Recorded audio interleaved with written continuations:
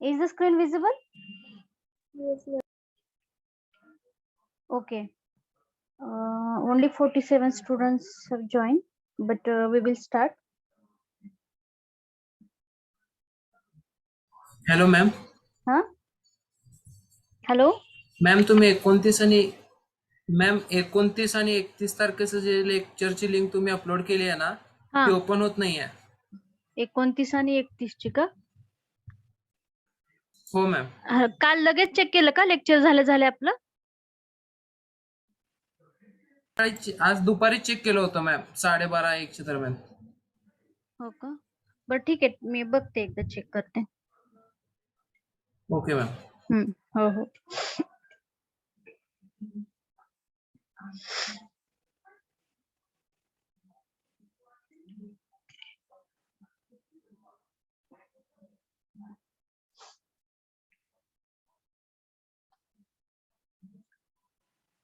Okay, we will start with revision.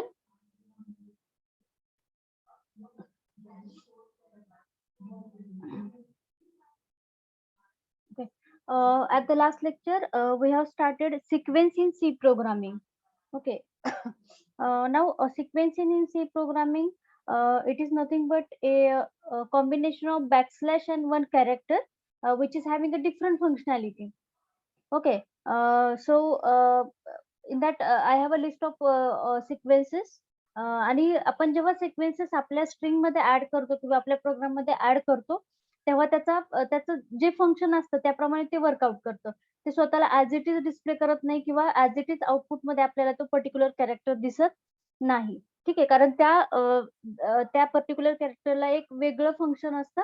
ते respective function प्रमाणे तो काय करत असतो, वर्कआउट करत असतो. So in that we have seen the definition or little bit information regarding sequence in C programming. Now we have here an escape sequence in C language is a sequence of characters that does not represent itself when used inside string lateral or character. जसं मी आता सांगितलं, तुम्ही जरी ते character use केले तरी ते character स्वतःला ऍज इट इज डिस्प्ले करत नाहीत किंवा ऍज इट इज आउटपुटला ते दिसत नाहीत. It is composed or it is a combination of 2 or more characters starting with backslash. But each and every sequence, it should be start with the backslash. Now I have here the list of all escape sequences which we are going to use in the C language. So today we are going to see the demonstration for a /n/t. Remaining escape sequences, mostly we are going to use that last sequence, that is null, to represent the null value of the string.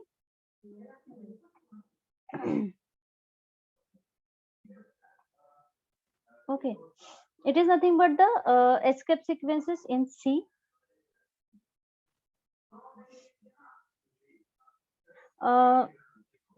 Then I think we have started building block of C programming. In that we have learned preprocessor. In that we have learned hash include preprocessor with the demonstration, or with one example, one program we have to execute it with the to understand the preprocessor. In that we have learned include preprocessor, and it is used to add the header file into your program. Okay. Then we have seen compilation. What is the task of compilation? Or compilation, it is the process which is completed by the compiler. Okay, now compiler is a software which is going to check the all syntax and structure of your program. If your program is completely error free, then it is going to generate the object code, and that object code is going to execute. Okay, it is the in between step, and the last step is execution of the C program. That means it will generate actual output of your program. Okay, सगळ्यात पहिल्यांदा काय, preprocessor, you have to add the preprocessor, then you have to write down your code, then you have to compile the code. Compile, that means you have to check the syntax of your source code. Source code म्हणजे काय, तुम्ही जो programme लिहिलाय त्यालाच काय म्हणतो आपण, source code. And then you have to execute. If source code is completely correct, syntax, all the syntax and structure is correct, then and then only compiler will generate the object code, and then only you can execute the program. Okay. Then I think at the last lecture we have started character set. or C character set. In the C character set, we have learned which characters we can use, or which characters the C program C language will support to the different characters. Like again, it is divided into 3 parts: alphabet, digits and symbol. आता याच्यामध्ये आपण जे जे बघणार आहोत, म्हणजे alphabets मध्ये काय, small A to Z, capital A to Z. ह्याच्या सगळे हे सगळे जे कॅरेक्टर्स आहेत ते सगळ्या कॅरेक्टरला सी लँग्वेज काय करते, सपोर्ट करते. अशा टोटल 256 कॅरेक्टर्सला सी लँग्वेज काय करते, सपोर्ट करते. ठीक आहे. So I have here the list of all type of characters like alphabets. In the alphabets, the C language can support lowercase letters like A to Z here.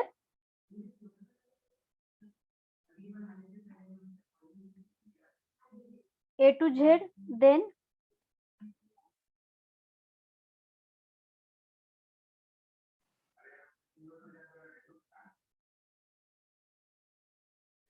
here A to Z, small a to Z and capital A to Z. Total 26 plus 26, 52 characters. Alphabets can be supported by the C language.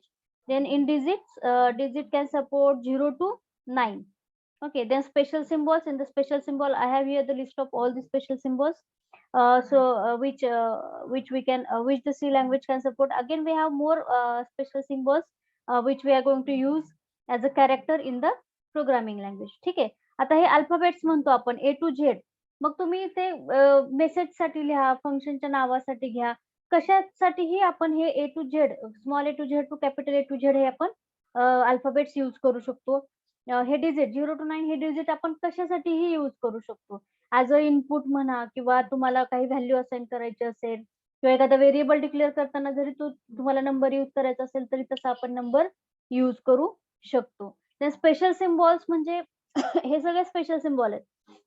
मग हे तुम्हाला syntax मध्ये म्हणा, किंवा व्हेरिएबलचं नाव लिहिताना काही वेळेस use करावं लागतं, किंवा मोस्टली हे सगळं आपल्याला सिंटॅक्स मध्ये यूज करावं लागतं. अशा सगळ्या सिम्बॉल्सचा काय करत असते, सी लँग्वेज सपोर्ट करते.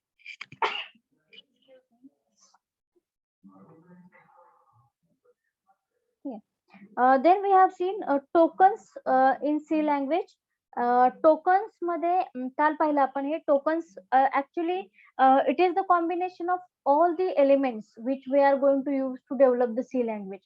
म्हणजे C language डेव्हलप करण्यासाठी आपल्याला जे काही बेसिक एलिमेंट्स लागणार आहेत त्या सगळ्यांच्या कॉम्बिनेशनला, किंवा त्यातलं तुम्ही काहीही घ्या, त्या सगळ्यात कशालाही आपण काय म्हणतो, टोकन म्हणतो.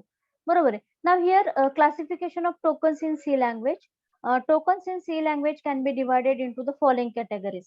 मग तुमचं कीवर्ड असेल, आयडेंटिफायर्स असतील, कॉन्स्टंट असतील, स्ट्रिंग असेल, स्पेशल सिम्बॉल असेल, किंवा ऑपरेटर्स असतील, जे काही असेल ह्या सगळ्याला काय म्हणतो आपण, सी लँग्वेजचे टोकन्स म्हणतो. बरोबर आहे. मग ह्याच्यातलं आपण ह्या सगळ्या गोष्टी बघणार आहोत. आता ह्याच्यातले स्पेशल सिम्बॉल आपण पाहिला आता. स्पेशल सिम्बॉल्स कुठले कुठले असतात ते आताच याच्या आधी लिस्ट पाहिली बघा आपण. All these are the special symbols. बरोबर आहे. मग ह्यातला कुठलाही स्पेशल सिम्बॉल तुम्ही यूज करतो, it is nothing but the token, म्हणजे याला आपण टोकन म्हणतो. किंवा इथे त्यांनी डेफिनेशन पण दिली आहे बघा. Tokens in C is the most important element to be used in creating a program in C language. We can define the token as the smallest individual element in C. For example, we cannot create a sentence without using words. Similarly, we cannot create a program in C without using tokens in C. म्हणजे हे सगळे आहे, ह्या सगळ्यांच्या मदतीशिवाय आपण C program develop करू शकत नाही. हे सगळे काय आहेत, टोकन्स आहेत. आता या सगळ्यांना ही इंडिव्हिज्युअल मिनिंग आहेत, आपण पाहणारच आहोत हे सगळं. त्याच्यातलं मी फक्त तुम्हाला आता हे एक्झाम्पल काय दिलं, हे स्पेशल सिम्बॉल्स. हे स्पेशल सिम्बॉल्स आपण आता कॅरेक्टर सेट मध्ये पाहिले. मग हे स्पेशल सिम्बॉल असल्याशिवाय तुम्ही सी प्रोग्राम डेव्हलप नाही करू शकत. म्हणजे कधी ना कधी तरी तुम्हाला त्या स्पेशल सिम्बॉलची गरज पडतेच, कधी ना कधी नाही, गरज पडते. ओके. ह्याच्यातले स्पेशल सिम्बॉल्स तुम्ही हे ओपनिंग कर्ली ब्रॅकेट आहे, दिस वन, हे ऑपरेटर्स आहेत, हे राउंडेड ब्रॅकेट आहे, हे एम्परसन आहे, मल्टिप्लिकेशन आहे, पर्सेंटेज आहे, हे सगळेचे सगळे स्पेशल सिम्बॉल आपल्याला यूज करावे लागतातच. मग त्यालाच काय म्हणतो आपण, टोकन. Then operators. ऑपरेटर आपले सगळे आहेत, plus minus, positive sorry plus minus, multiplication, division, mod, increment, decrement, all these operators we are going to use here. String म्हणजे पण आपण बघणारच आहोत. देन कॉन्स्टंट बघणार आहोत, आयडेंटिफायर्स, हे सगळंच पुढे आहे. ठीक आहे. आता ह्या सगळ्यांचं कॉम्बिनेशन ह्या सगळ्यांना काय म्हणतो आपण टोकन्स म्हणतो आणि या सगळ्यांच्या मदतीशिवाय आपण सी प्रोग्राम डेव्हलप करू शकत नाही. ठीक आहे. So we are going to start with the keywords in C language. C language मध्ये कुठले कुठले कीवर्ड्स आहेत बरोबर आहे. आता before that we are going to start the keyword. I will explain the meaning of keyword. Now keywords are the reserve words which is having a separate or the special functionality. Okay. Keywords म्हणजे काय, हे reserve keywords आहेत ज्याची functionality वेगळी आहे. जसं आपण general English मध्ये यूज करतो तसेच की वर्ड्स तेच आहेत, फक्त त्याचं फंक्शन काय आहे, वेगळं वेगळं आहे. आणि आपण जेव्हा ते रिस्पेक्टिव्ह कीवर्ड्स यूज करतो तेव्हा कंपायलरला कळतं की हा पर्टिक्युलर कीवर्ड आहे आणि त्या कीवर्ड प्रमाणेच तो त्याचा यूज करून घेतो किंवा तो त्याचा रिस्पेक्टिव्ह ऑब्जेक्ट कोड जनरेट करतो किंवा त्याला कन्वर्ट करतो. Okay, so keywords now here keywords in C can be defined as the predefined or the reserved words having its own importance and each keyword has its own functionality. Are you getting it? जसं मी तुम्हाला आता सांगितलं keywords now these are the reserved words which is having a special functionality or which is having a separate or own importance. Okay. आता हे keywords काय आहेत, हे reserve आहेत बघा. Now C programming or the C language will support 32 keywords. 32 कीवर्ड्सला काय करते, सी प्रोग्रामिंग सपोर्ट करते. Now all these are the keywords. Okay. हे 32 कीवर्ड्स आहेत बघा which the C language is going to support. बरोबर आहे. मग त्याच्यामध्ये कुठला आहे बघा, ॲटो आहे, break, case, character, const, continue, default, do, if, go to, for, float, extern, enum, else, double. आता हे सगळे कीवर्ड्स आहेत बरोबर आहे. हे कीवर्ड्स लक्षात ठेवायची तुम्हाला आता गरज नाही. तुम्ही जसं जसं प्रोग्रामिंग शिकत जाल ना ऑटोमॅटिक तुमच्या लक्षात राहणार की हे सगळे कीवर्ड्स आहेत.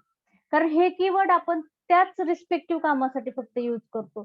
त्याच्या व्यतिरिक्त आपण त्याला कुठेही युज करू शकत नाही. बरोबर आहे.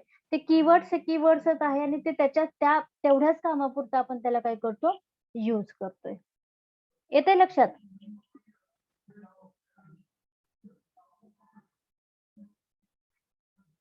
Then identifiers in C language. आता आयडेंटिफायर्सचं मी जनरल काय सांगेल तुम्हाला की आयडेंटिटी आयडी असतो बघा, म्हणजे तुम्हाला तुमच्या क्लासमध्ये हे तुमच्या नावाने ओळखलं जातं बरोबर आहे.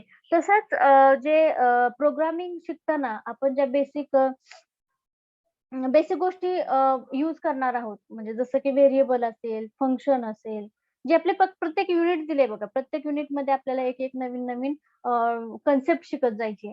मग त्या सगळ्या ज्या कन्सेप्ट आहेत त्या कन्सेप्टला आपण जी नावं देतो त्याला आपण आयडेंटिफायर म्हणतो. बरोबर आहे. त्या नावाने आपण त्या पर्टिक्युलर कन्सेप्टला आयडेंटिफाय करतो. That so it is identifiers. Identifiers नावावरूनच कळते. आपण ते पर्टिक्युलर कन्सेप्ट हे त्याच्या नावाने आयडेंटिफाय करतो, म्हणून त्याला काय म्हणतो आपण, आयडेंटिफायर्स. आता इथे लिहिलंय बघा, identifiers in C are used for naming variables, functions, arrays, structure etcetera. ठीक आहे. मग आता मी ह्याच्यामध्ये ऍडिशनल तुम्हाला काय सांगेल, तुमचा अरे असेल, पॉइंटर असेल, स्ट्रक्चर असेल, युनियन असेल, इनम असेल, कुठलाही डेटा टाईप असू देत किंवा क्लास असू दे, काही असू दे, त्या सगळ्याला जी तुम्ही नावं देता, ठीक आहे, ती सगळी नावं काय असतात, ऍज अ आयडेंटिफायर असतात. बरोबर आहे. मग ते आयडेंटिफायर लिहिताना परत थोडेसे रूल्स असतात की ते आयडेंटिफायर किंवा ती जे नावं द्यायच्यात आपल्याला, ते नेमिंगसाठी काहीतरी नियम असतात. बरोबर आहे. की प्रत्येक नाव किंवा प्रत्येक आयडेंटिफायर हा अल्फाबेटनी किंवा अंडरस्कोरनी सुरू झाला पाहिजे. अप्पर केस, लोअर केस स्पेलिंग किंवा अप्पर केस नेम, लोअर केस नेम ह्याच्यामध्ये हे दोघेही डिफरंट असतात. Likewise, we have some rules. We will learn it at the time of variable concept. But before that, just you have to remember that identifiers म्हणजे काय? Whatever name we are going to give to the concept is nothing but the identifiers. येतं लक्षात? आणि इथं पहिली definition पण आहे बघा. Identifiers in C are used for naming variables. Naming म्हणजेच नाव देतो ना आपण त्याला रिस्पेक्टिव्ह. नेमिंग व्हेरिएबल्स, फंक्शन्स, अरे, स्ट्रक्चर, पॉइंटर, युनियन, इनम. आता मी इथं मेन्शन केलं नाही पण सगळंच ज्याला काही तुम्ही नावं देतात ते सगळे. आणि ही नावं देताना हे नियम तर तुम्हाला फॉलो करायचेच आहेत. जसं की प्रत्येक नावाची सुरुवात ही अल्फाबेटनी किंवा अंडरस्कोरनी व्हायला पाहिजे. डिजिटने आपण कुठलाही आयडेंटिफायर सुरू करू शकत नाही. त्याच्यानंतर अप्पर केस, लोअर केस डिफरंट असतात. म्हणजे त्याचं मीनिंग डिफरंट असतं. बरोबर आहे. 2 व्हेरिएबल जर तुम्ही अप्पर केसमध्ये आणि लोअर केसमध्ये जर क्रिएट केले, म्हणजे एकच व्हेरिएबल अप्पर केस आणि लोअर केसमध्ये क्रिएट केला, तर ते 2 वेगळे व्हेरिएबल असतात. एकच व्हेरिएबल होत नाही. ठीक आहे. Likewise, we have some rules to give the identifier, but simply now the next statement here they have given identifiers in C are the user defined words. म्हणजे जसं की आता तुम्ही नाव लिहिताना व्हेरिएबलचं नाव लिहिताना किंवा फंक्शनचं नाव लिहिताना तुम्हाला जे हवंय ते नाव लिहू शकता तुम्ही. फक्त ते नियम फॉलो करा. तुम्हाला हवंय ते नाव लिहा. असं कुठेही युनिव्हर्सल फंक्शनला किंवा व्हेरिएबलला नावं नाहीयेत. तुम्हाला जसं पाहिजे, जे पाहिजे ते नाव तुम्ही त्या पर्टिक्युलर व्हेरिएबलला किंवा फंक्शनला देऊ शकता. याच गोष्टीला काय म्हणतो आपण, या कॉन्सेप्टला काय म्हणतो आपण, आयडेंटिफायर. ठीक आहे. So before that, before starting the constant in C language, we have to just implement one program which will understand the little bit concepts like सगळ्यात पहिल्यांदा आपण एस्केप सिक्वेन्सचा एक कॉन्सेप्ट बघतोय. एस्केप सिक्वेन्स म्हणजे काय, प्रोग्राम थ्रू. त्याच्यानंतर I think we have learn preprocessor, compilation आणि execution. We have executed one program. केला ना एक्झिक्यूट एक प्रोग्राम आपण. Yes, ma'am. ओके. सेम त्याच प्रोग्राम मध्ये आपण एस्केप सिक्वेन्सचा एक कॉन्सेप्ट बघणार आहोत. ठीक आहे. एस्केप सिक्वेन्स मध्ये आपण हा जो स्लॅश एन आहे, बॅकस्लॅश एन, याचा अर्थ बघणार आहोत इथे. याचा अर्थ काय, तो न्यू लाईन. म्हणजे एखादं स्टेटमेंट, एखादा मेसेज जर तुम्हाला नवीन लाईनला घ्यायचा असेल तर त्याच्यासाठी आपण कुठला एस्केप सिक्वेन्स यूज करतो, slash N. Okay. So we have to learn it by the programme.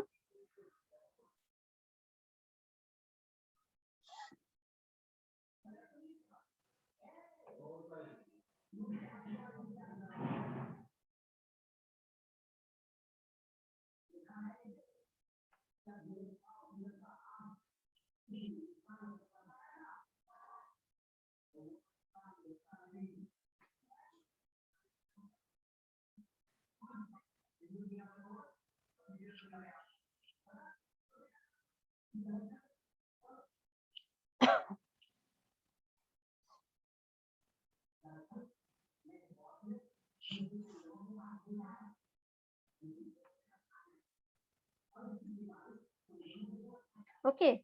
So first you are going to start the program by adding the header file with the help of include preprocessor.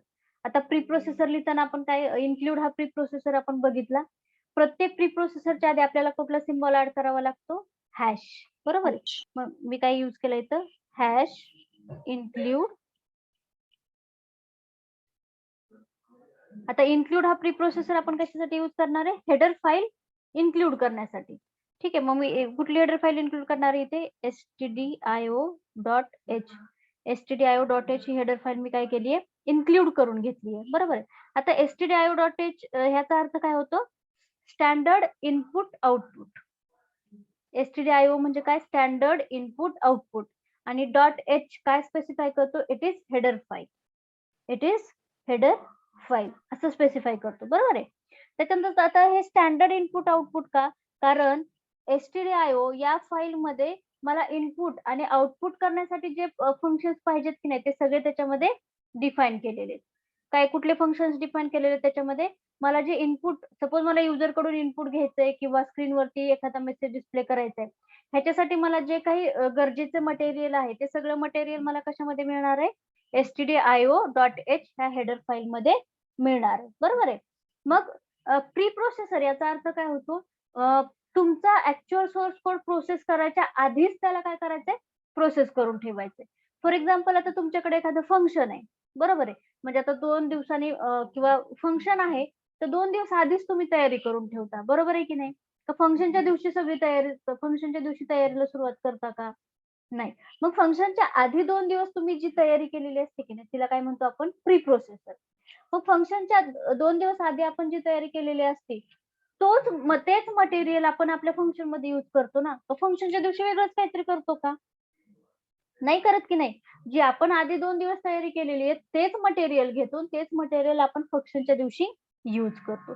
Same concept आहे हा pre प्रोसेसरचा. मी माझा source code लिहिला, बरोबर आहे. पण माझ्या source कोडला जे रिक्वायर्ड मटेरियल आहे ते माझं कशामध्ये आहे, सपोज stdio.h ह्या हेडर फाईल मध्ये ते रिक्वायर्ड मटेरियल आहे, बरोबर आहे. मग मी त्याला आधीच प्री प्रोसेस करून रेडी करून ठेवलं.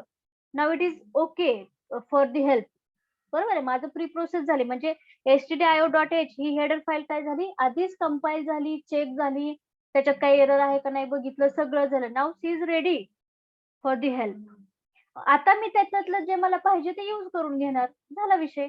मग ह्याला म्हणून या कॉन्सेप्टला काय म्हणतो आपण, प्री प्रोसेस. आलं लक्षात प्री प्रोसेसर का म्हणायचं. त्याच्यानंतर आता हा हॅश, ऍक्च्युली प्री प्रोसेसर काय, इन्क्लूड हा एकटाच प्री प्रोसेसर, म्हणजे प्री प्रोसेसरचं नाव काय, इन्क्लूड. पण त्याच्या आधी हॅश का टाकायचं, कारण हॅश जर आपण जेव्हा टाकतो तर भरपूर सगळे प्री प्रोसेसर्स आहेत, बरोबर आहे. मग हॅश टाकलं की या हॅशला काय म्हणतो आपण, या हॅशला म्हणतो आपण कंपायलर डायरेक्टिव्ह. कंपायलर डायरेक्टिव्ह म्हणजे काय, it tells the compiler that it is preprocessor, so you have to process before the source code. तो काय म्हणतो कंपायलरला की हा प्री प्रोसेसर आहे, इथं हॅश आहे, याचा अर्थ काय होतो, I am preprocessor, you have to process it before the source code processing. म्हणजे सोर्स कोड प्रोसेस करायच्या आधीच तुम्ही काय करा, या stdio.h च्या हेडर फाईलला प्रोसेस करा. So it is nothing but the preprocessor concept. Okay. Then I'm going to add one function. So don't bother about the function. We will learn it in the function chapter. I'm going to write here main. Okay.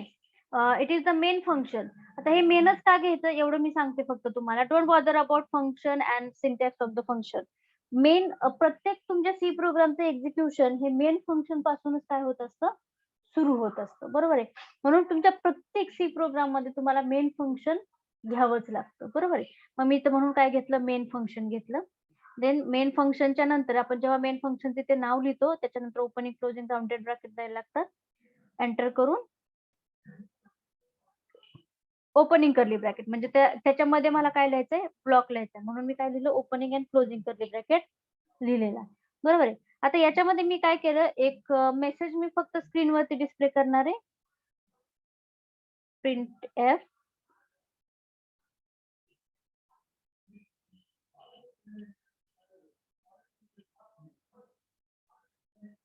Me message काय लिहिला, welcome, ठीक आहे. Then each and every printf function end with the semicolon. printf function काय करायचं, semicolon ने मला end करायचं.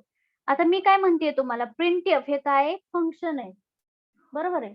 printf हे काय फंक्शन आहे. इथे ऍक्च्युअली मी काय केलंय, printf फंक्शन कॉल केले, पण ह्या फंक्शनला जी रिक्वायर्ड इन्फॉर्मेशन पाहिजे ती सगळी कशामध्ये डिफाईन झालेली आहे, stdio.h ह्या हेडर फाईल मध्ये त्याला रिक्वायर्ड सगळं काम करून ठेवलेलं आहे.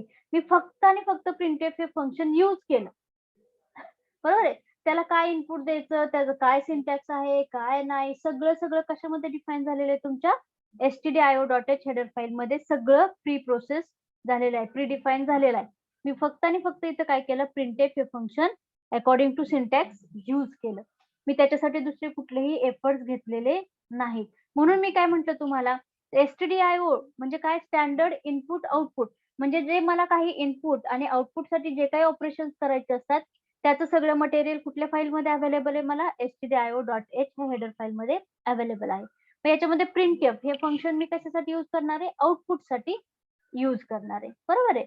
printf हे फंक्शन कशासाठी युज करणार आहे, आपण आउटपुट डिस्प्ले करण्यासाठी किंवा स्क्रीनवरती आउटपुट डिस्प्ले करण्यासाठी आपण त्याला काय करणार आहे, युज करणार आहे, बरोबर आहे.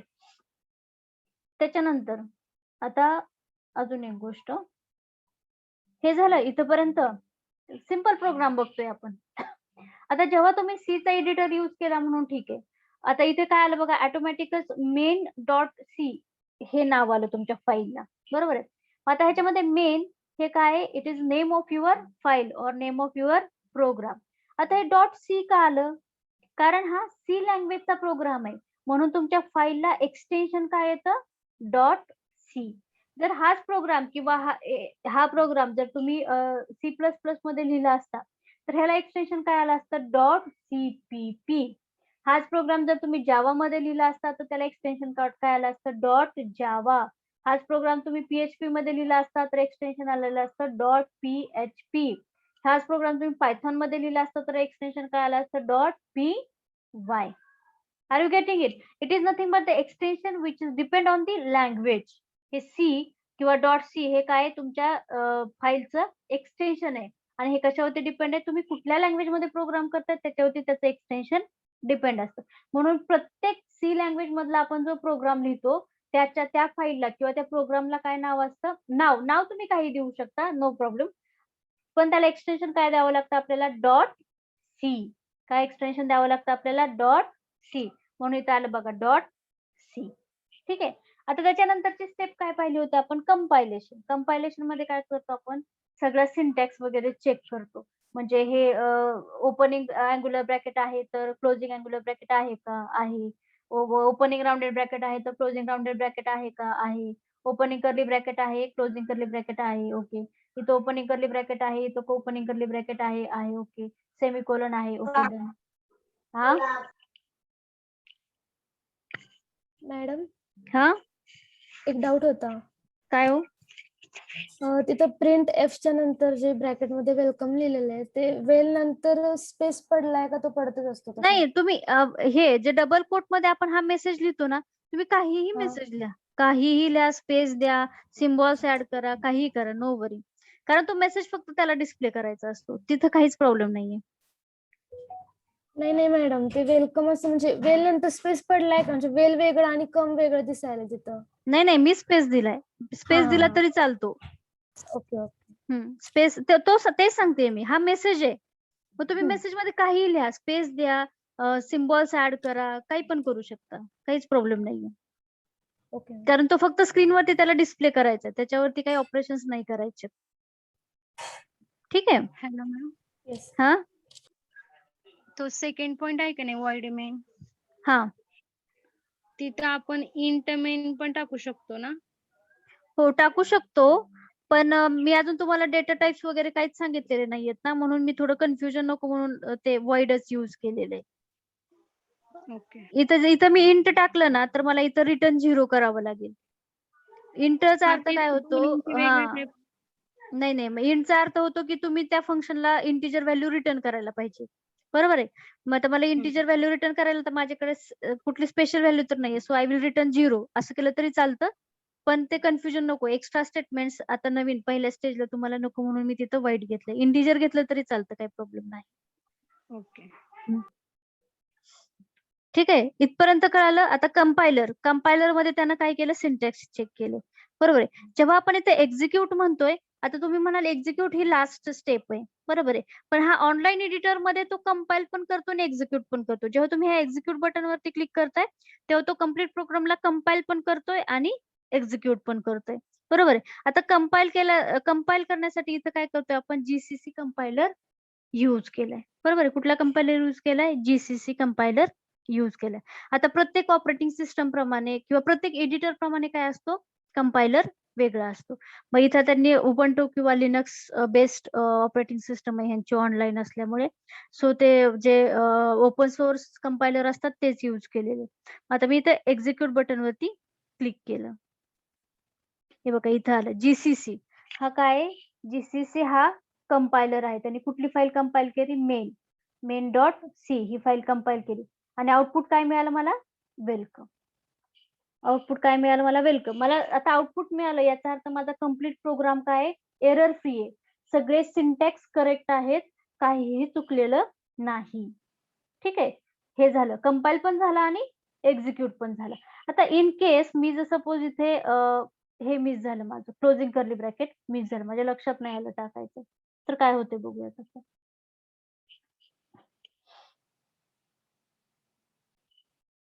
हे बघा इथे एरर आली आणि आउटपुट मिळतंय का तुम्हाला आउटपुट मिळतंय का नाही ही एरर आहे. हे एरर स्टेटमेंट आहे आउटपुट नाहीये. आउटपुट आता जेव्हा आपण ते क्लोजिंग कर्ली ब्रॅकेट होतं आउटपुट कसं सेपरेट लाईनला वेलकम आलं होतं बघा बरोबर आहे. आता इथे काय येते बघा मेन डॉट सी लँग्वेज मध्ये 4-5 लाईन्सला एरर आहे.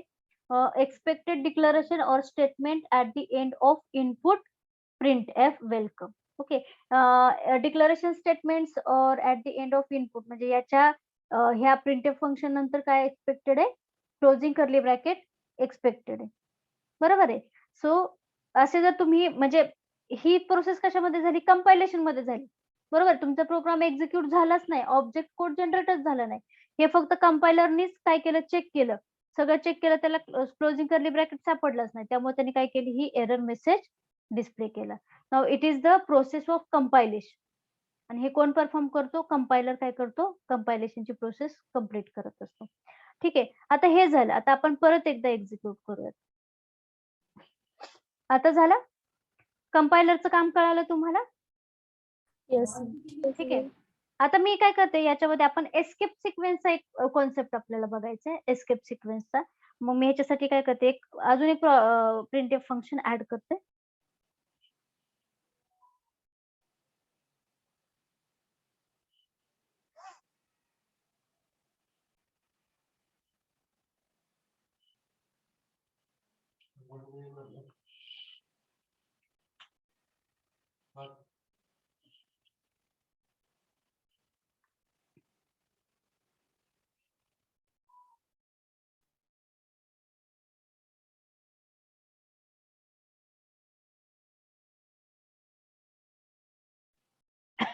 ठीक आहे, मी याच्यामध्ये काय केलं, अजून एक प्रिंटएफ स्टेटमेंट केलं. तर ह्या प्रिंटएफ स्टेटमेंटने पण काय होईल, वेलकमच्या नंतर इन स्वेरी हा मेसेज डिस्प्ले होईल. बरोबर आहे. आता आपण एक्झिक्यूट करून बघूयात. आलं का, वेलकम इन स्वेरी. आता हे कम्प्लीट काय झालं, एकाच लाईनला तुमचं आउटपुट आले. आउटपुट लक्षात ठेवा, इथं सगळं आउटपुट काय आलं तुमचं, एकाच लाईनला आले. मला काय पाहिजे, वेलकम, त्याच्यानंतर इन स्वेरी आहे, ते मला काय पाहिजे, नवीन लाईनला हवंय. बरोबर आहे. मग मला जर नवीन लाईनला पाहिजे असेल तर मी या मेसेजच्या आधी काय लिहिणार, स्लॅश एन. मी याच्या आधी काय लिहिलं, स्लॅश एन. आता बघा, हा सिंपल मेसेज आहे म्हणून हा कुठल्या कलर मध्ये आला, ग्रीन कलर मध्ये आला.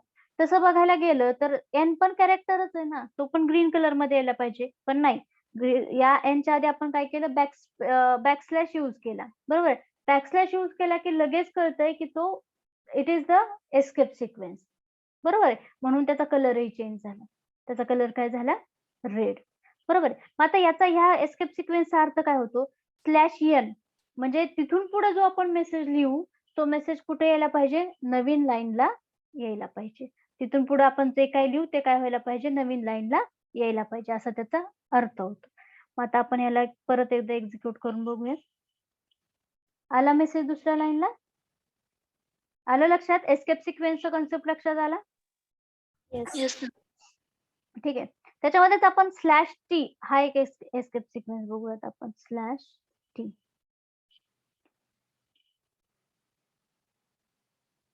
स्लॅश टी ने काय होतं, तो जो पर्टिक्युलर मेसेज आहे तो एक टॅब पुढे जातो. बरोबर, एक टॅब पुढे म्हणजे एक स्पेसिफिक अंतर तो पुढे जातो. बरोबर आहे. आणि तुम्ही हे तो combination of escape sequences use करू शकता, म्हणजे slash n slash t combine use करू शकता, काहीच प्रॉब्लेम नाहीये. आलं ते पण पुढे, लक्षात आला, एस्केप सिक्वेन्सचा कॉन्सेप्ट लक्षात आला. Yes ma'am. Okay, pre processor. Yes ma'am. आणि Yes, ma'am. सिंटॅक्स, सिंटॅक्स हा वर्ड वेगळा आहे, पण सिंटॅक्सचा अर्थ काय होतो, नियम. बरोबर आहे, म्हणजे कुठलाही कन्सेप्ट तुम्ही लिहा त्याला स्पेसिफिक रूल्स आहेतच आहेत. तुम्ही सिम्पली व्हेरिएबल डिक्लेअर करा, फंक्शन लिहा, फंक्शन डिफाईन करा, म्हणजे काहीही करा तुम्ही सी लँग्वेज मध्ये, प्रत्येक याला एक ना काही रूल आहेतच, आणि त्या रूल्सलाच काय म्हणतो आपण, सिंटॅक्स. ठीक आहे, आणि ते रूल्स तुम्हाला फॉलो करावेच लागतात. आताच आपण पाहिलं, सेमिकोलॉन नुसता काढला तरी तुम्हाला एरर मेसेज येतो, फायनल आउटपुट मिळत नाही. येतं लक्षात.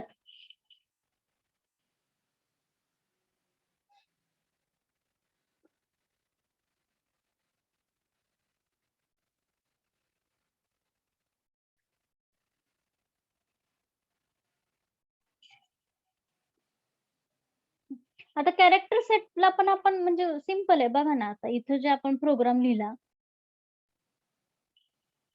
ह्याच्यात सगळे तेच कॅरेक्टर आहेत की नाही, म्हणजे काय म्हणतो आपण त्याला, small A to z, hash special symbol, हे सगळे स्पेशल सिम्बॉल्स. मग Yes. इथं जर मी व्हेरिएबल वगैरे डिक्लेअर केला तर नंबरिंग पाहिजे तसं मला नंबर वगैरे पण मी टाकू शकते. ठीक आहे.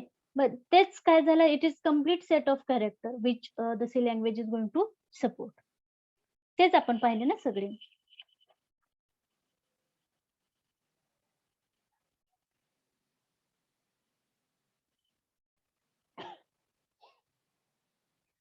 टोकन्स मध्ये काय म्हणतो आपण, आता हे सगळं कॉम्बिनेशनच आहे. आता कीवर्ड्स याच्यामध्ये कुठला कीवर्ड आपण यूज केलाय बरं, वाईड यूज केलाय का, वाईड इथे. वाईड हा काय इथं कीवर्ड आहे, बरोबर आहे. आणि हा आपण इथं फंक्शन मध्ये यूज केलाय बघा, फंक्शनचा रिटर्न टाईप void, मेन आहे, हे सगळे काय आहेत, कीवर्ड्स आहेत, बरोबर आहे. ह्याचं स्पेसिफिक मिनिंग आहे, ह्याचं मिनिंग आपण नाही बदलू शकत.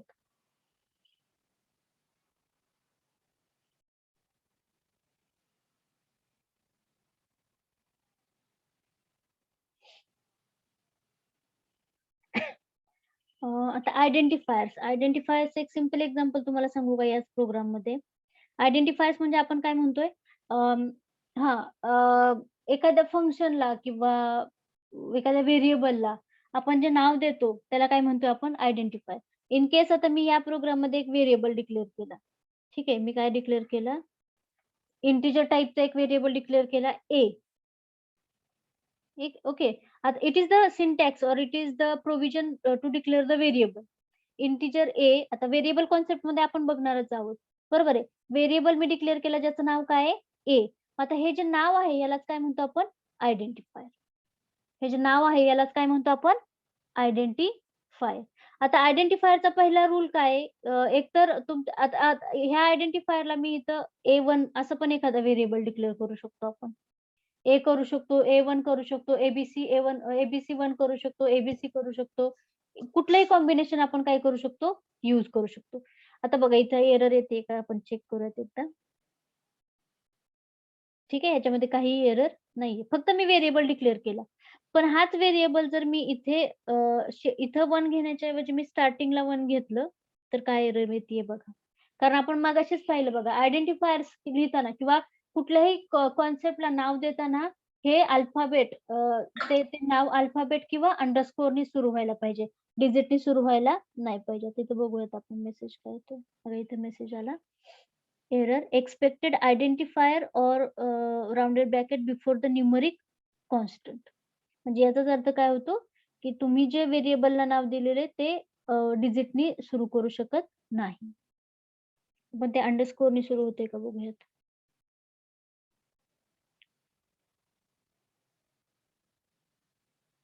ओके, अंडरस्कोरनी आपण आयडेंटिफायरचं नाव सुरू करू शकतो, फक्त डिजिटने आपण कुठल्याही आयडेंटिफायरचं नाव सुरू करू शकत नाही. आता आयडेंटिफायरचा कॉन्सेप्ट लक्षात आला. ऍक्च्युली त्याचे मेन लिहिलंय की नाही, हा पण आयडेंटिफायर आहे, कारण हे फंक्शनचं नाव आहे, बरोबर आहे. हा कीवर्ड नाही ऍक्च्युली, हे मेन काय आहे, फंक्शनचं नाव आहे, म्हणजे it is the example of identifier. हे A underscore A, it is the name of variable, म्हणजे हा काय आयडेंटिफायर आहे. लक्षात आलं कॉन्सेप्ट आयडेंटिफायरचा. Yes, ma'am. त्याच्यानंतर आपण काय पाहिलं, कॉन्स्टंट. आता it is little bit different. आतापर्यंत सगळ्या टर्म्स, सगळे कॉन्सेप्ट लक्षात आले ना.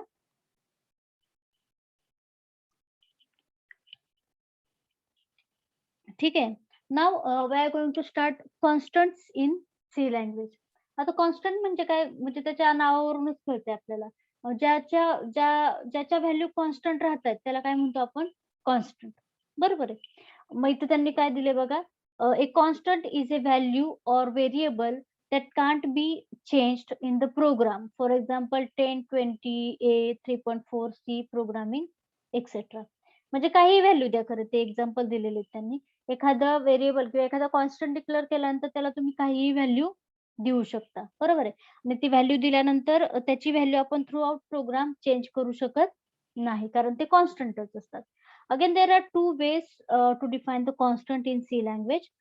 There are two ways. The first one is const by using const keyword, and second one is hash defined preprocessor. म्हणजे आपण दोन वेनी कॉन्स्टंट डिफाईन करू शकतो with the help of const keyword.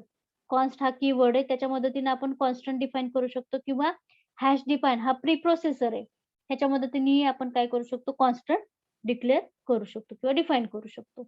Now we will see it with one example. The C const keyword. C language मध्ये const keyword through आपण काय करायचंय, constant declare करायचंय. So here the const keyword is use to define constant in C programming. त्याचा syntax काय आहे बघा. Syntax कसा याचा, कॉन्स्ट हा काय सिंटॅक्स आहे बघा. सिंटॅक्स म्हणजे काय, नियम. कॉन्स्टंट लिहिण्याचा हा काय नियम आहे, बरोबर आहे. कसा लिहायचा आहे तो, कॉन्स्ट कीवर्ड घ्यायचा आहे, त्याच्यानंतर त्याचा डाटा टाइप घ्यायचा आहे, कुठल्या टाइप मध्ये तुम्हाला तो पर्टिक्युलर कॉन्स्टंट ठेवायचा आहे. ते after that name of the constant that is pi is equal to value end with the semicolon. एंडला काय द्यायचं तुम्हाला, सेमिकोलन द्यायचं, बरोबर आहे. काय सिंटॅक्स आहे बघा, परत एकदा लक्षात ठेवा. With the help of const keyword, how we declare और how we define the constant. Const, it is the keyword. Then type of the value. तर इथं मला फ्लोट टाइपचं व्हॅल्यू स्टोअर करायची आहे, म्हणून मी इथं काय घेतलं, float. The name of your constant, pi हे काय तुमच्या कॉन्स्टंटचं नाव आहे, आणि त्याची value is equal to 3.14 end with the semicolon. Okay, आता आपण हेच एक्झिक्यूट करून बघूयात. आपण आता त्या सेम प्रोग्राम मध्ये काय करूयात, थोडेसे चेंजेस करूयात.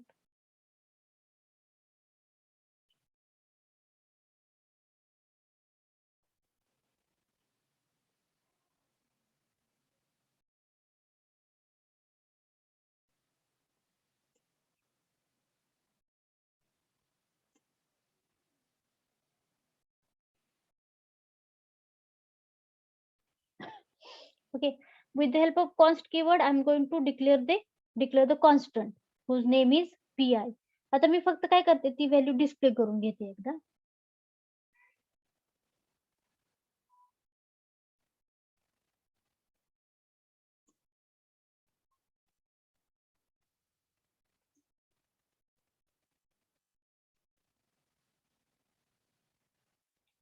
Don't bother about that percentage F आणि हे सगळे सिंटॅक्स आपण शिकणार आहोत. मी फक्त कॉन्स्टंटचा मिनिंग काय आहे आणि तो कसा वर्कआउट करतो ते सांगणार आहे तुम्हाला. आता मी पहिल्यांदा काय केलं, कॉन्स्टंट डिफाईन केला इथं with the help of const keyword. ठीक आहे, कॉन्स्ट फ्लोट पाय इज इक्वल टू 3.14. म्हणजे पाय हा कॉन्स्टंट आहे, ज्याची व्हॅल्यू काय मी डिक्लेअर केलेली आधीच 3.14. आता मी जस्ट फक्त ती काय करते, डिस्प्ले करते. ठीक आहे, आता मी काय म्हंटल, कॉन्स्टंट जेव्हा आपण घेतो तेव्हा कॉन्स्टंटची व्हॅल्यू आपण चेंज करू शकत नाही, बट आय विल ट्राय. आता मी इथं काय करणार आहे, P is equal to suppose 5.6 ही व्हॅल्यू मी काय केली, असाइन केली. सगळ्यात पहिल्यांदा मी काय केलं, 3.14 ही कॉन्स्टंट व्हॅल्यू असाइन केली with the help of const keyword, बरोबर आहे. मग त्याला मी डिस्प्ले करून घेतलं. मग त्याच्यानंतर I want to change the value of pi मला काय करायची, पी ची व्हॅल्यू चेंज करायची. पण बाय रूल आपण चेंज करू शकतो का, पी ची व्हॅल्यू चेंज करू शकतो का, नाही. नाही करू शकत. म्हणजे 3.14 घेतली म्हणून नाही, म्हणजे तुम्ही इथं कुठलाही घ्या, आता जाऊ दे, पी नकोच आपल्याला. म्हणजे तुम्हाला असं वाटेल 3.14 आहे म्हणून खाली चेंज नाही करू शकत, असं काही नाही. काम करत आपण इथं व्हेरिएबल चेंज करू. सपोज ए हा माझा कॉन्स्टंट आहे, त्याची व्हॅल्यू काय आहे 2.14 किंवा काय कुठलीही व्हॅल्यू ठेवा, शेवटी तो कॉन्स्टंटच आहे. ठीक आहे, नंतर मी इथे ए ची व्हॅल्यू चेंज केली. And again I'm going to display.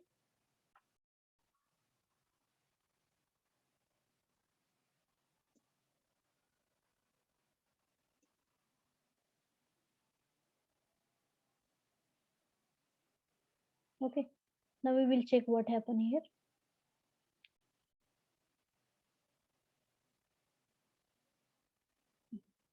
एक मिनिट.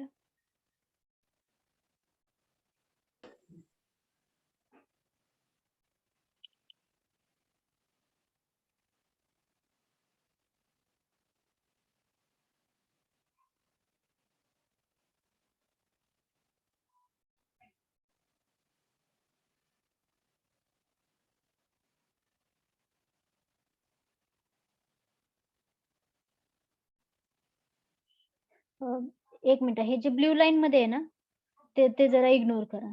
ठीक आहे. सगळ्यात पहिल्यांदा काय केलं आपण, एक कॉन्स्टंट डिक्लेअर केलं, ज्याचं नाव काय आहे, ए. त्याच्यामध्ये आपण काय व्हॅल्यू ठेवली आहे, 2.14. बरोबर आहे. आणि मी सिम्पली ती व्हॅल्यू काय केली, स्क्रीनवरती डिस्प्ले करून घेतली. इथं आलं व्हॅल्यू ऑफ, सॉरी पी आहे तर मेसेज मध्ये चुकलं खरं.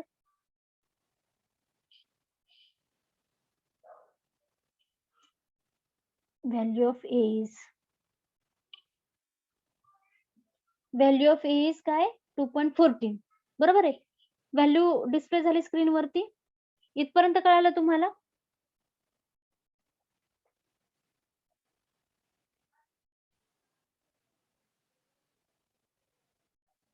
M I audible? Hello. Yes, ma'am. इथपर्यंत कळालं तुम्हाला? कॉन्स्टंट डिक्लेअर केला आपण इथं with the help of const keyword. म्हणजे मी फक्त काय करते, तुमचं डिमॉन्स्ट्रेशन कशाचं करतोय आपण, ह्या कॉन्स्ट कीवर्डचं किंवा कॉन्स्टंट कसा डिफाईन करतो, डिक्लेअर करतो, ह्याचं आपण डिमॉन्स्ट्रेशन करतोय. Don't bother about this syntax. हे सगळे सिंटॅक्स मी तुम्हाला परत सांगणार आहे प्रिंटएफचे. व्हॅल्यू कशी डिक्लेअर, म्हणजे कशी डिस्प्ले करायची वगैरे वगैरे, ह्याचं टेन्शन घेऊ नका. हे लक्षात आलं का तुमच्या? ए ची व्हॅल्यू आपण काय केली, 2.14 सेट करून ठेवली आणि मी फक्त डिस्प्ले केली ती व्हॅल्यू 2.14. आता त्याच्यानंतर मी काय केलं, सपोज त्याची व्हॅल्यू मी चेंज करायचा प्रयत्न केला. इथं मी काय केला, त्याची व्हॅल्यू, ए ची व्हॅल्यू काय करायची, instead of 2.14 I am going to write here 5.6. नाव I am going to try for display.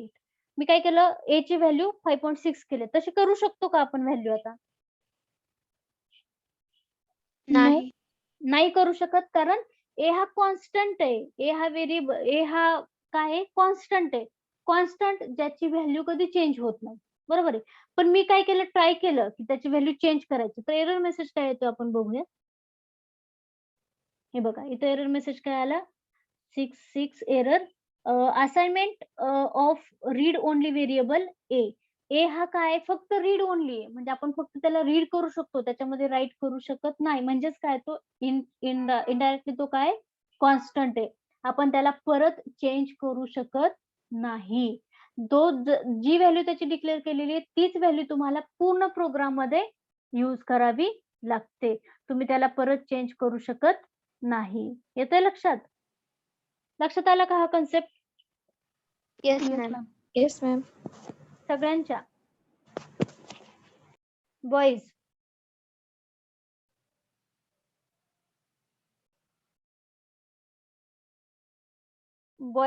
Boys मध्ये कोणी जॉईन झालेत का?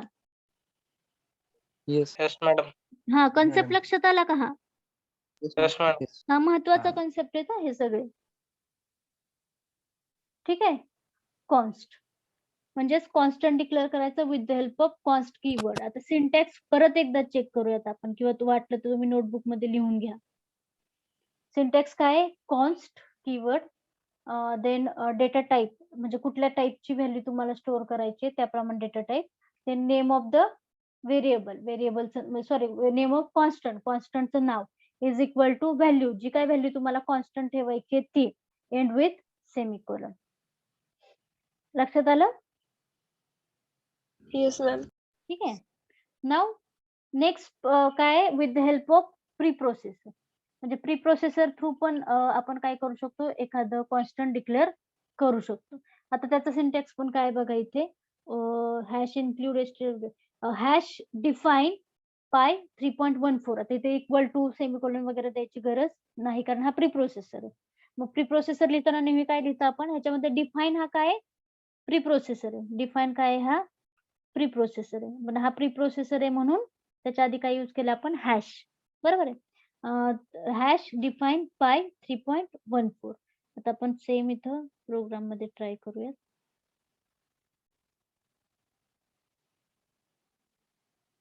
आपण एकाच प्रोग्राम मध्ये चेंजेस केले तर चालतील ना तुम्हाला?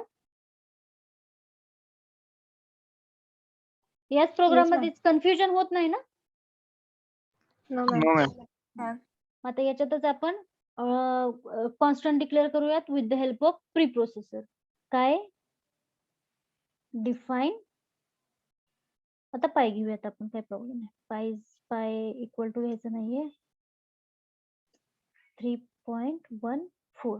सेमिकोलॉन वगैरे द्यायची पण काही गरज नाही. आता आपण काय करू, इथे पायला डिस्प्ले करून घेऊयात आधी.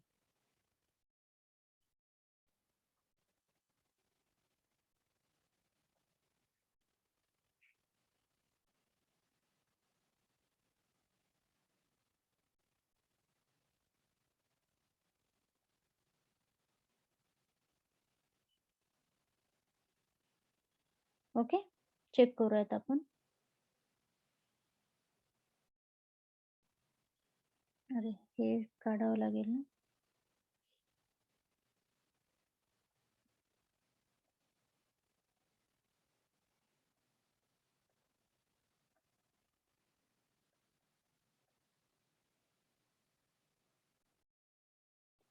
It is the method to write the comment. त्याच्यानं काय करतो आपण, कमेंटिंग करतो. ते आहे आपल्याला पुढे कमेंट्स वगैरे कसे लिहायचे ते तेव्हा कळेलच तुम्हाला. म्हणजे एखादा पार्ट जर तुम्हाला एक्झिक्यूट करायचा नसेल ना, तर त्याला असं टाकायचं स्लॅश स्टार स्टार स्लॅश मध्ये. तो पर्टिक्युलर पार्ट कंपाईल पण होत नाही आणि एक्झिक्यूट व्हायचा काही विषयच नाही. तो पार्ट कम्प्लिटली इग्नोर होतो. मग आता परत एक्झिक्यूट करून बघूयात. हे बघा इथे आलं. अरे इथं आपण एस्केप सिक्वेन्स टाकू स्लॅश एन.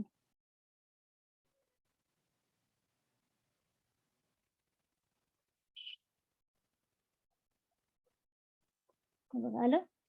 व्हॅल्यू ऑफ ए 2.14 आणि पाय काय झाला 3.14 आला. बरोबर आहे. आता मी इथं पाय चेंज करायचा ट्राय केला.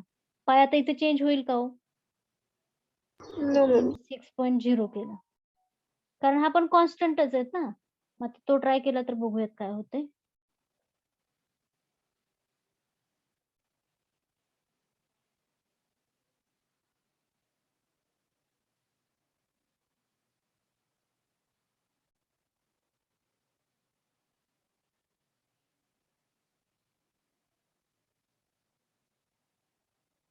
हे बघा इथे एरर आली. L value required as a left operand of assignment pi is equal to 6.0. Actually याचा अर्थ काय होता, आपण pi व्हेरिएबल किंवा कॉन्स्टंटला व्हॅल्यू असाइन करू शकत नाही. ठीक आहे, लक्षात आलं कॉन्स्टंट डिक्लेअर कसे करायचे ते, कॉन्स्टंट डिफाईन कसे करायचे. दोन्ही मेथड लक्षात आल्या. With the Yes, help of ma'am. Const keyword and with the help of define preprocessor. दोन्ही मेथड लक्षात ठेवायचे सगळ्यांनी. ह्याचा सिंटॅक्स थोडासा वेगळा आहे बघा. प्रीप्रोसेसर यूज करताना सिंटॅक्स काय आहे, प्रीप्रोसेसर आहे म्हणजे मेन फंक्शनच्या आधी तो आला पाहिजे. बरोबर आहे. जसं आपण हॅश इन्क्लूड लिहिलं सगळ्यात सुरुवातीचं, सगळ्यात पहिलं स्टेटमेंट काय आपलं, हॅश इन्क्लूड stdio.h. त्याच्यानंतर काय केलं आपण, हॅश डिफाईन त्याच्यानंतर कॉन्स्टंट डिक्लेअर केला with the help of define preprocessor. मग इथं काय घेतलं आपण, hash define name of your constant and value of your constant. Semicolon द्यायची गरज नाहीये, इक्वल टू लिहायची गरज नाही. लक्षात आलं सिंटॅक्स. जेव्हा आपण कॉन्स्ट कीवर्ड यूज करतो तेव्हा आपल्याला इक्वल टू व्हॅल्यू असाइन करून सेमिकोलॉन द्यायला लागते, ते पण मेन फंक्शनच्या आत. पण इथं आपल्याला प्रीप्रोसेसर असल्यामुळे काय करायचंय, मेन फंक्शनच्या आधी आपल्याला यूज करायचा आहे तो, आणि इक्वल टू आणि सेमिकोलॉन द्यायची गरज नाही. सिंटॅक्स लक्षात राहील सगळ्यांच्या. Yes, ma'am. ओके.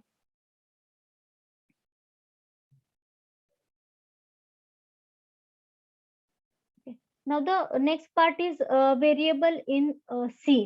आता काय पाहिलं आपण, कॉन्स्टंट ज्याची व्हॅल्यू चेंज होत नाही. आता व्हेरिएबल म्हणजे काय, त्याच्या वर्ड वरूनच कळतंय बघा. व्हेरिएबल म्हणजे असे काय म्हणतो, अरे आता ह्याला व्हेरिएबल ज्याची व्हॅल्यू चेंज होते. बरोबर आहे, म्हणून त्याला काय म्हणतो आपण, व्हेरिएबल्स. ठीक आहे. मग आता इथे दिले बघा, a variable is nothing but a name given to a storage area that our program can manipulate or user can manipulate.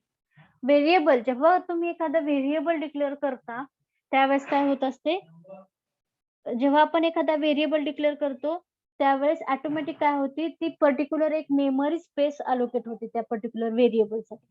आणि त्या व्हेरिएबल मध्ये आपल्याला जी हवी ती व्हॅल्यू आपण काय करू शकतो, त्या पर्टिक्युलर टाईपची व्हॅल्यू असाइन करू शकतो.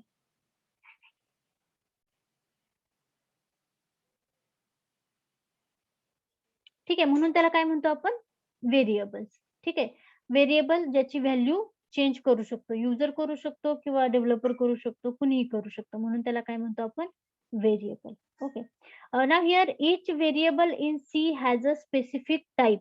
जेव्हा आपण सी लँग्वेज मध्ये एखादा व्हेरिएबल डिक्लेअर करतो, त्या प्रत्येक व्हेरिएबलला आपल्याला त्याचा टाइप मेन्शन करावा लागतो. म्हणजे त्याच्यामध्ये आपण आता ते डेटा टाइप हा कॉन्सेप्ट पुढे आहे, मग त्यातलेच टाइप आपल्याला मेन्शन करावे लागतात की कुठल्या टाइपचा आपण व्हेरिएबल डिक्लेअर करतोय. बरोबर आहे, मग ते व्हेरिएबल आपण रिस्पेक्टिव्ह व्हेरिएबल काय करतो डिक्लेअर करतो. देन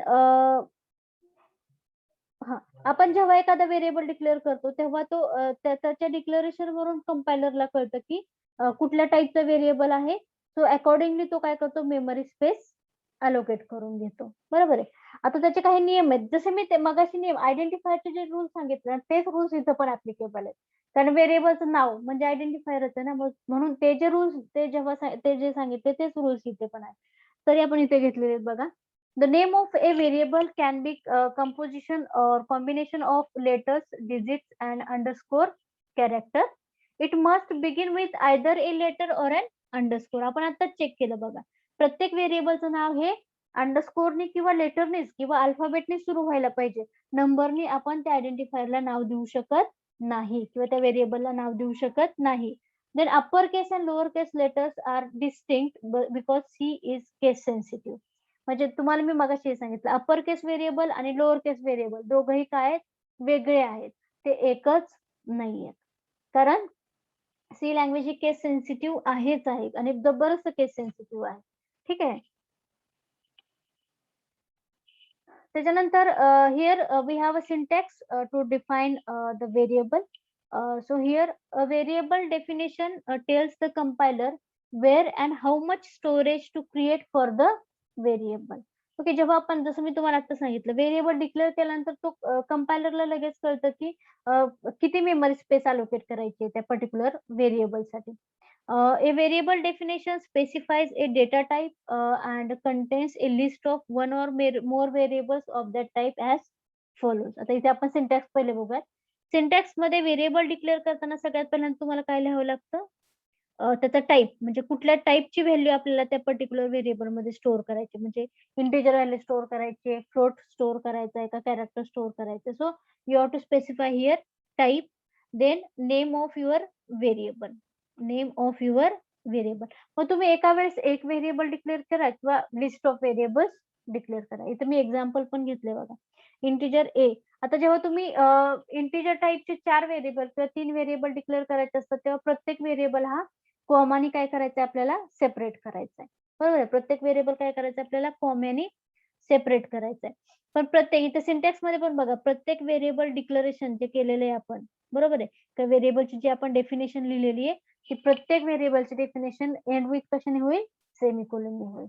जेव्हा कधी तुम्ही एखादा व्हेरिएबल डिक्लेअर कराल त्यावेळेस ते स्टेटमेंट हे सेमीकोलननीच एंड करायचं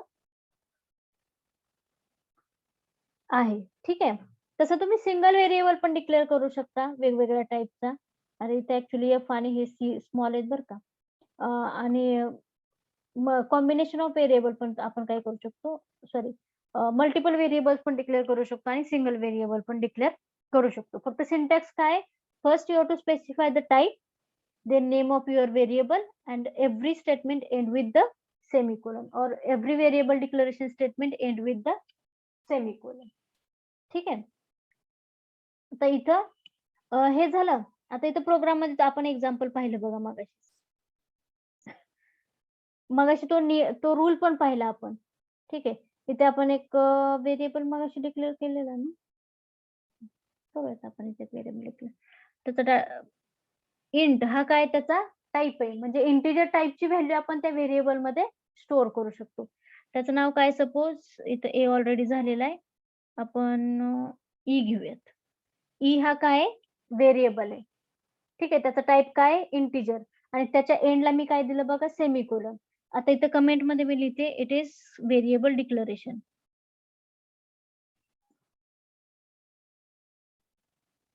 इट इज व्हेरिएबल डिक्लेरेशन. इथं काय केलं मी, एक व्हेरिएबल डिक्लेअर केला. लक्षात आलं इथं व्हेरिएबल डिक्लेरेशन कसं करतोय आपण ते. आता इथं जर तुम्हाला अजून काही व्हेरिएबल्स डिक्लेअर करायचे असतील तर मी फक्त काय देणार, इथं कॉमा द्यायचा एफ, कॉमा द्यायचा जी, कॉमा द्यायचा आर, कॉमा द्यायचा ई. सॉरी ई झालेलं आहे. जर मी इथं कॅपिटल ई घेतला ना तरीही चालतं. बरोबर.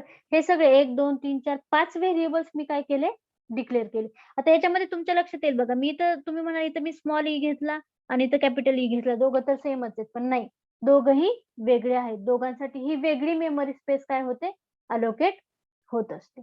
ठीक आहे. लक्षात आलं व्हेरिएबलचा कॉन्सेप्ट, डिक्लेरेशन ऑफ व्हेरिएबल लक्षात आलं? लक्षात आलं का declaration of variable? Yes, ma'am. ठीक आहे. आता त्याच्यानंतर एक लास्ट स्लाइड आपण बघणार आहोत, मेमरी रिप्रेझेंटेशन ऑफ व्हेरिएबल. ठीक आहे. आता मी जेव्हा व्हेरिएबल डिक्लेअर केला, आता आपण जे स्टेटमेंट सिंटॅक्स पाहिला, मग त्या केसमध्ये आता मी काय करते, एकच व्हेरिएबल डिक्लेअर करते, कारण बाकीच्यांना मग तुम्ही कन्फ्युज व्हाल. So I will declare only one variable. Suppose I have declare here E.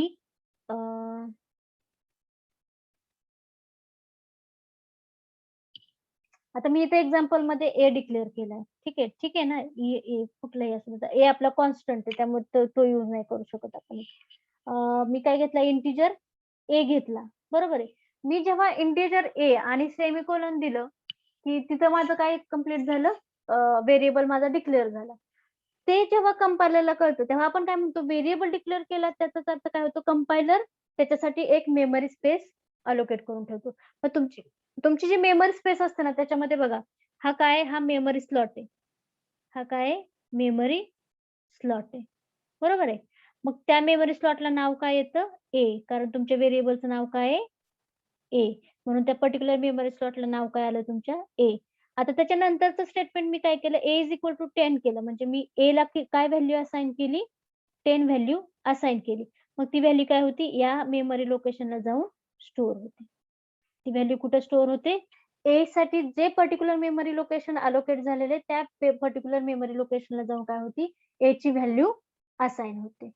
इथपर्यंत लक्षात आलं memory representation of variable. It is happen with all the variable. तुम्ही कितीही व्हेरिएबल्स डिक्लेअर करा, 100, 200, 400 व्हेरिएबल डिक्लेअर करा, प्रत्येक जेव्हा तुम्ही व्हेरिएबल डिक्लेअर कराल प्रत्येक व्हेरिएबलसाठी इंडिव्हिज्युअल मेमरी स्पेस अलोकेट होते. ठीक आहे. आणि त्या मेमरीचं आता हे ग्राफिकल रिप्रेझेंटेशन आहे, सो फक्त तुमच्या अंडरस्टँडिंगसाठी. मग तुम्ही जेव्हा त्या पर्टिक्युलर व्हेरिएबल मध्ये व्हॅल्यू असाइन करता त्यावेळेस ती काय होते, ती व्हॅल्यू त्याच रिस्पेक्टिव्ह मेमरी स्पेसला जाऊन काय होत असते, स्टोअर होत असते. ती इथं तिथं कुठेही स्टोअर होत नाही. लक्षात आला कॉन्सेप्ट हा? Yes ma'am. ठीक आहे. आता सगळ्यात महत्वाचा पार्ट, जेव्हा तुम्ही मेमरी सोबत डील करता प्रत्येक मेमरी लोकेशनला ऍक्सेस करण्यासाठी ना त्याचा एक ऍड्रेस असतो. मेमरी लोकेशन किंवा मेमरीचा कुठलाही पार्ट तुम्हाला ऍक्सेस करायचा असेल तर काय तुम्हाला कशावरती फोकस करावं लागतं, त्या रिस्पेक्टिव्ह पार्टच्या ऍड्रेस वरती फोकस करावं लागतं.